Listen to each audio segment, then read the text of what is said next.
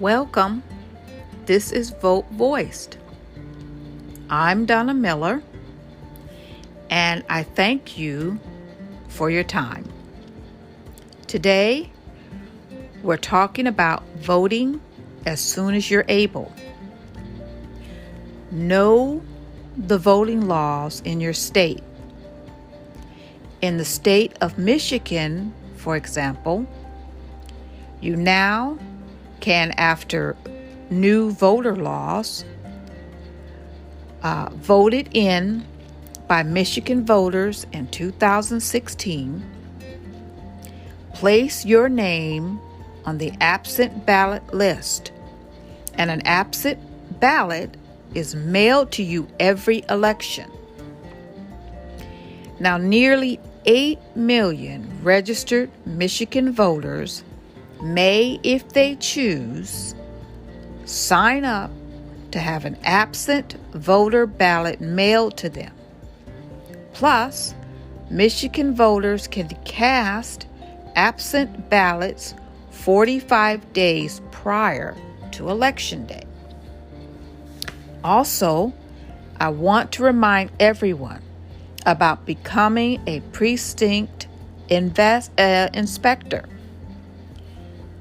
You must be a registered voter of the state you live in, and if you want to become a precinct inspector, you cannot be a challenger, a candidate, a member of a candidate's immediate family, or a member of the local board of canvassers. Plus, anyone convicted of a felony or election crime cannot be a precinct inspector. Now, as a precinct inspector, you are paid to assist voters at the polls on Election Day. And all you need to do to become a precinct inspector is to submit an election inspector application to your local clerk. Now, you can find your clerk's office on your Secretary of State's website. Now, while you are on your Secretary of State's website, and if you're going to the polls to cast your vote, okay, make sure you know your voter ID requirements. So while you're there looking on your Secretary of State's website, and you know that you have chosen to go to the polls, physically go and cast your vote, make sure you know your voter ID requirements. For example, in Michigan, you will be asked to produce a photo ID. Now, on your Secretary of State's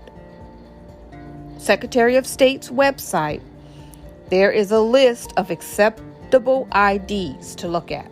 Same thing if you're in the state of Michigan and most states. Make sure you know what the ID requirements are. And let me ask you, once again, I know I've asked this in the past, but it's so important. I want to make sure that everyone knows where their polling place is, like you know where the library is, like you know where the post office is. So I'm going to ask you, do you know where your voting place is? Once again, your Secretary of State's website will have a voter information center to help you determine if you are registered to vote, where you cast your ballot on Election Day, and where your local clerk's office is located. On your Secretary of State's website, you can find step-by-step instructions to register to vote. You can learn about voting equipment in your precinct, for example, on your Secretary of State's website. Plus, I want you to remember your state's voter ID requirements. Lastly, I want to talk about election-related clothing. Once again, your Secretary of State's website is the place to go to find out what the requirements are for election-related clothing, because each state may have a different view of a voter wearing election-related clothing at the polls. Most states do prohibit the practice of displaying election-related materials at the polls. What is prohibited?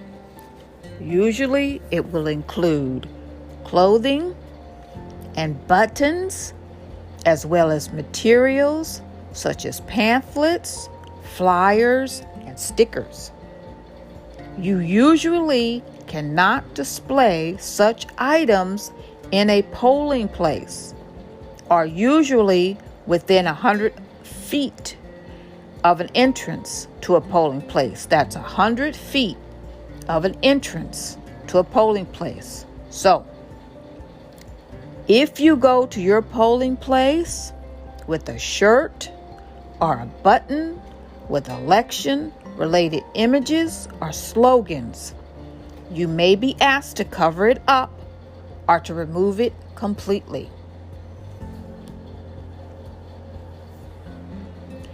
That's everything that I wanted to say today in this podcast. I want to thank you for your time, because I know that your time is valuable, and I am grateful you have chosen to spend time listening to Vote Voice podcast. Now, Vote Voice is a 501c3 nonprofit, and all donations are tax deductible.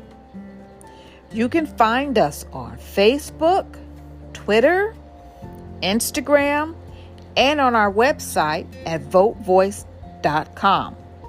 Now, when you look for us on Facebook, Twitter, or Instagram, you can just put in Vote Voice for Instagram and at Vote Voice for Facebook and Twitter.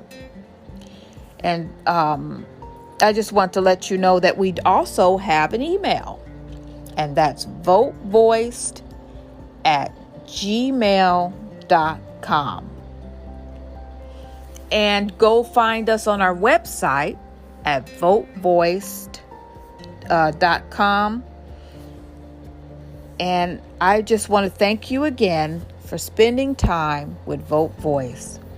This is Donna Miller, and I want you guys to have a wonderful day. Thank you.